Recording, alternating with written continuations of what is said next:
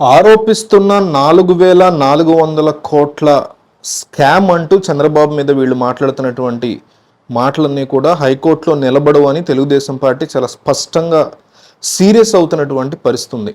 ఎందుకంటే గతంలో దీన్నే వీళ్ళు ఇన్సైడర్ ట్రేడింగ్ అంటూ తెర మీదకి తీసుకొచ్చారు. సుప్రీంకోర్టు వరకు వెళ్ళింది. ఇందులో ఇన్సైడర్ ట్రేడింగ్ ఏమీ లేదు అంటూ సుప్రీంకోర్టు కొట్టేసిన పరిస్థితి ఉంటే మళ్ళీ దాన్ని ఇప్పుడు మళ్ళీ తెర మీదకి తీసుకొచ్చి అసైన్డ్ భూములకు సంబంధించి మాజీ మంత్రి నారాయణ, మాజీ ముఖ్యమంత్రి చంద్రబాబు నాయుడిని ప్రథమ అక్యూజ్డ్గా చేరుస్తూ అనేక మంది అధికారుల్ని, ఇతర నాయకుల్ని ఈ కేసులో ఇరికించే ప్రయత్నం చేస్తున్నారని, కేవలం జగన్మోహన్ రెడ్డి పట్ల ప్రజలకున్న వ్యతిరేకత కావచ్చు, ఆంధ్రప్రదేశ్ రాష్ట్రంలో జరుగుతున్న అనేక తప్పు ఒప్పులని కేవలం కవర్ చేసుకోవటం కోసమే వీళ్ళు ఇట్లా చేస్తున్నారు అంటూ తెలుగుదేశం పార్టీ సీరియస్గా ఆరోపణలు చేస్తుంది.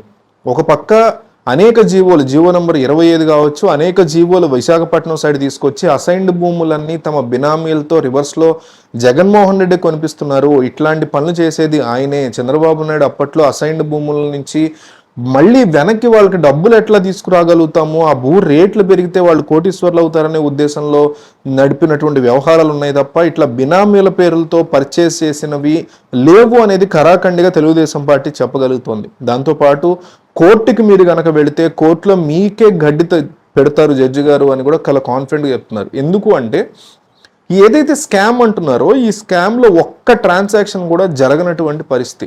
బినామీలు కొనుక్కున్నారు అనేది మనం ఆరోపణగా ఇన్సైడర్ ట్రేడింగ్ గురించి అనగలుగుతాం తప్ప దీంట్లో ప్రూవ్ చేయగలిగేటువంటి అంశం ఉండదు.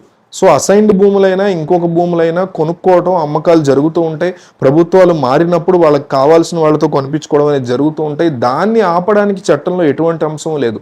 ప్రభుత్వం తరఫున గనక ఏమైనా చేసి ఉంటే ఖచ్చితంగా ఒక ₹1 నుంచి ఎన్ని వేల కోట్ల ట్రాన్సాక్షన్ జరిగినా అది కోర్టులో నిలబడుతుంది తప్ప ఇట్లాంటివి నిలబడవు, ఛాన్సే లేదు అంటూ కూడా తెలుగుదేశం పార్టీ చాలా స్ట్రాంగ్గా ఫీల్ అవుతున్నటువంటి పరిస్థితి. సో ఈ అలెజ్డ్ అంటే ఆరోపిస్తున్నటువంటి 4,400 కోట్ల స్కామ్ గురించి మీకున్నటువంటి అభిప్రాయాన్ని కామెంట్లో చెప్పండి.